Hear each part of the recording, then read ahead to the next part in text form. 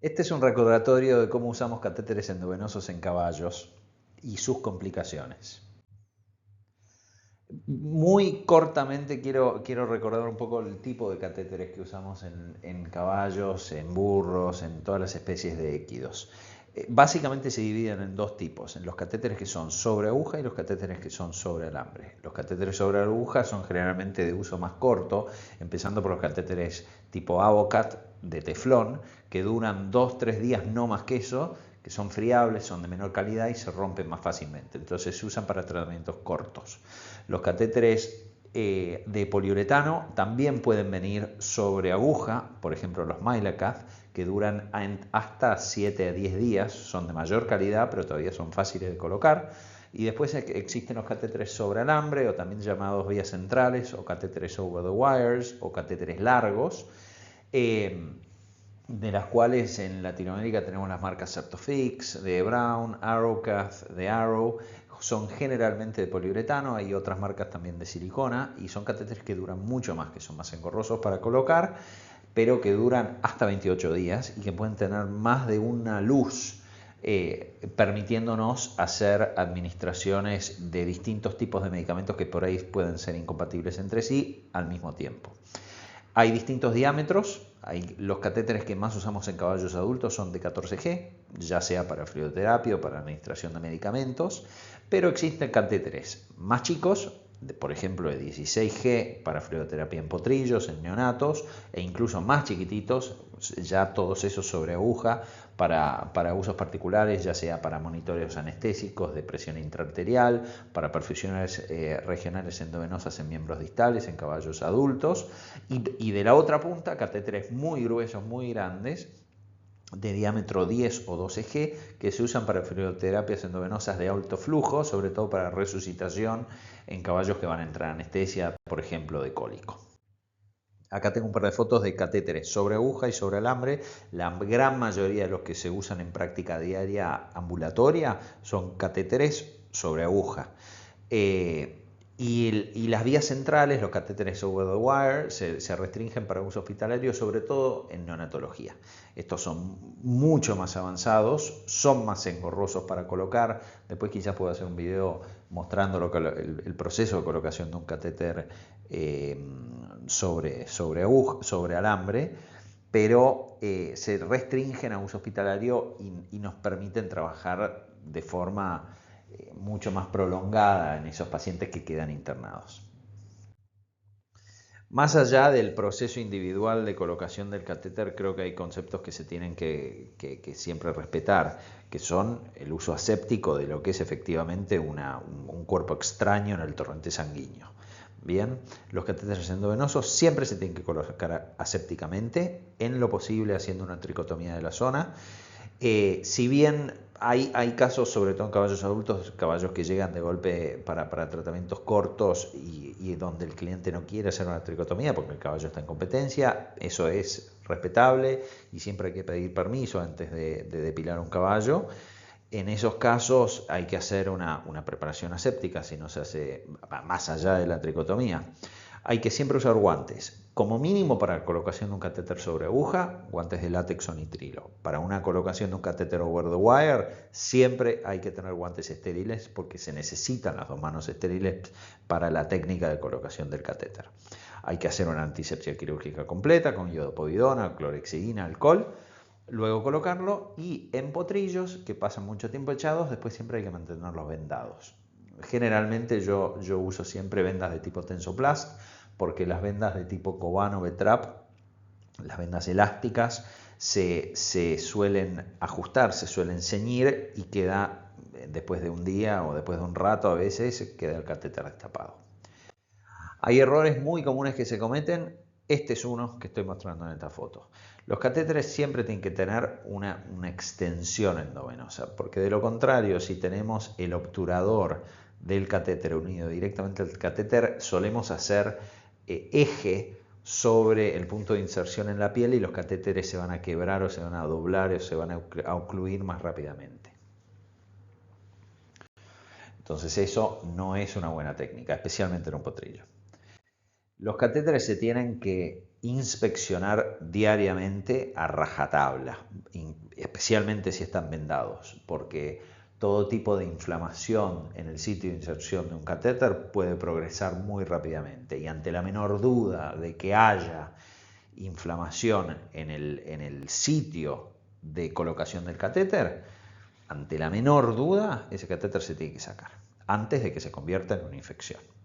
Los catéteres y los obturadores de goma que cierran el catéter se tienen que limpiar estrictamente con alcohol antes de usarlo cada vez. En realidad es incluso mejor evitar usar el obturador de goma para no lastimarlo, para no romper ese obturador, y simplemente retirarlo, inyectar directamente a la vía de extensión y después volver a colocar el obturador. Es importante hacer un flushing, o sea, un lavado de la vía del catéter, una purga, antes de cada medicación, entre medicaciones y después de cada medicación. Y vamos a ver en qué consiste esto.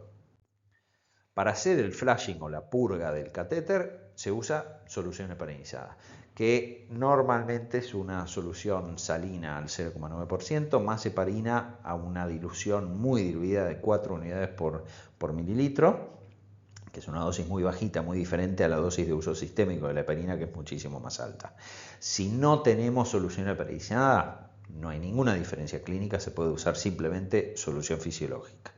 Bien, también hay una solución más concentrada de heparina que se llama en clínica médica de equinos, se la suele llamar Heplock, que consiste en dejar una solución más concentrada de solución heparinizada en la concentración que ven en pantalla, con 5 mililitros de cloruro de sodio y 1 mililitro de heparina comercial, en la vía del catéter cuando van a pasar muchas horas sin usar el catéter, con la intención de que el catéter no se coagule por dentro y no se nos ocluya la vía. Bien. Esto es especialmente importante cuando usamos catéteres de Teflón. La verdad es que cuando usamos vías over the wire, que son mucho menos trombogénicas, no suele ser necesario usar Heplocks. Me interesa en esta charla sobre todo mencionar las complicaciones que surgen del uso de catéteres, porque son complicaciones que he visto que pueden llevar incluso a riesgo de vida en algunos casos en particular. Un catéter más fijado conlleva riesgo de infección, y el riesgo de infección puede llevar a distintas complicaciones, ya sea oclusión de la vena, ya sea abscedación local o incluso en neonatos, que tanto nos interesan, sepsis. Hay que recordar que los pacientes neonatales son pacientes que por definición son inmunológicamente vírgenes, tienen pocas defensas, y una herida abierta e infectada que surge de un catéter es una herida iatrogénica que nos puede llevar a complicaciones de vida. Bien, entonces no es un tema menor, es un tema con el cual tratamos todo el tiempo. Acá tengo un par de videos ecográficos de una tromboflebitis en un neonato. En la imagen superior lo que vemos es una oclusión subtotal transversal de la vena yugular, y en la flecha colorada vemos lo que es un trombo asociado al sitio de inserción del catéter y después parte de la luz de la vena yugular que todavía está patente. En la imagen interior, en una vista longitudinal de la vena yugular, hacia el lado derecho de la pantalla vemos un trombo y una región al lado izquierdo de la pantalla donde la vena todavía está patente y donde fluye la sangre. Eso no es siempre el caso. Hay casos donde se ve mucho más inflamación subcutánea, hay casos donde la vena está totalmente ocluida. Bien, en cualquiera de estos casos, si el catéter sigue estando dentro del caballo, hay que sacarlo. Bien, y esto es lo que nos podemos encontrar a veces al retirar un catéter, un trombo en la punta del catéter, de lo cual podemos hacer diagnóstico también, ya vamos a volver sobre esto. Clínicamente, si tenemos una oclusión venosa total por una tromboflebitis, lo más típico que podemos ver es una distensión permanente de la vena yugular, como vemos en esta foto que no me pertenece, por oclusión venosa. Y en casos quizás más infrecuentes, pero muy evidentes, puede llegar a haber distensión de las venas superficiales de la cara, especialmente si hay oclusión venosa bilateral, y en esos casos también podemos llegar a tener edema cefálico. Es importante reconocer esto y reconocer también que no vamos a poder cateterizar esas venas, en cuyo caso después vamos a tener que recurrir a otras venas que usamos menos en caballos, como ser la cefálica antebraquial o la vena torácica lateral. Acá tengo unos videos de lo que fue la progresión de una flebitis en un caballo que nos toque ver, un caballo que había sido medicado fuera del hospital donde trabajo y que llegó con esta inflamación, que al principio en el video de más a la izquierda se ve que es simplemente una vena endurecida con inflamación subcutánea. A los pocos días ya teníamos un foco necrótico, un absceso que había madurado y que estaba drenando activamente, y después de unos días más ya tenemos una herida abierta, un absceso que ya perforó.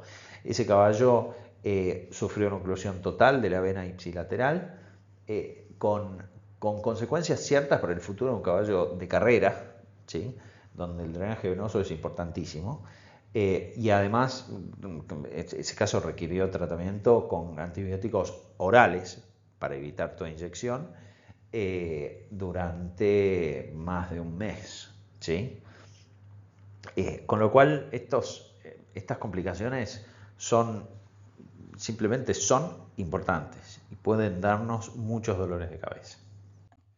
Acá tenemos otra foto también de caballos con abscesos clásicos, después de infecciones que no han sido manejadas a tiempo, y me parece que es importante que lo sepamos reconocer y evitar llegar a estos puntos. Como les dije antes, ante la menor duda, si dudamos de que un catéter se está inflamando, se está infectando, ante la menor duda hay que sacarlo. Es importante que reconozcamos que la trombosis puede ocurrir dentro de la vena incluso después de sacar el catéter. ¿Por qué? Porque cuando nosotros sacamos el catéter queda una herida abierta en el punto de inserción del catéter y de ahí se puede desencadenar la cascada de coagulación. Y me ha pasado ver caballos, sobre todo potrillitos, en los cuales he sacado catéteres que veía inflamados, sin ninguna evidencia de trombosis, y después de sacarlos al día siguiente hay trombosis de la vena. Bien.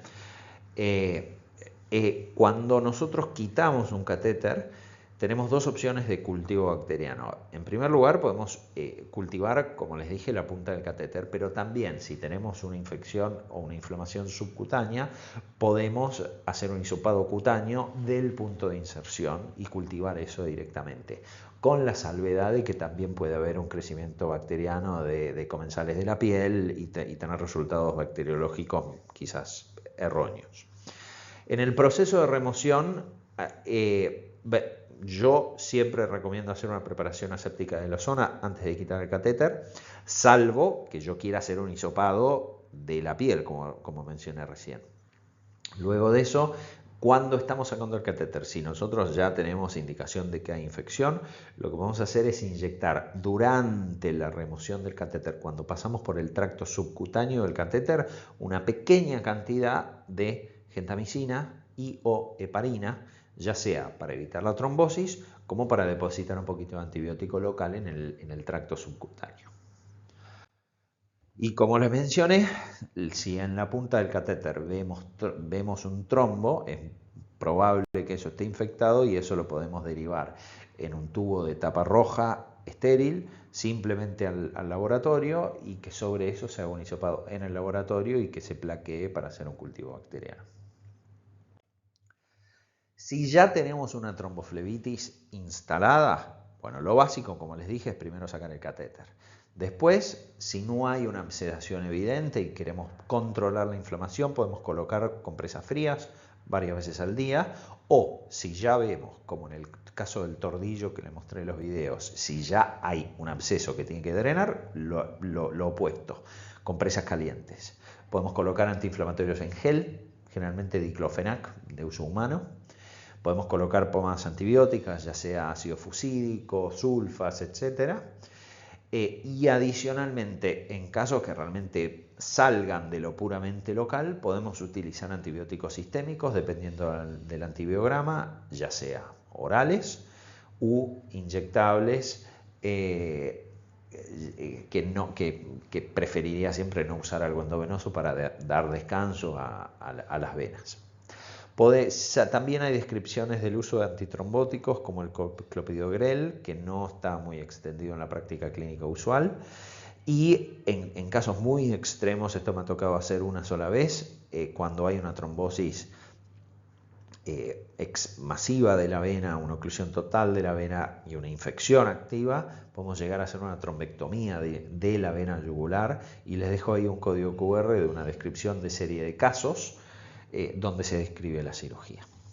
Eso es lo que les quería mencionar sobre este tema. Muchas gracias, espero que les haya servido.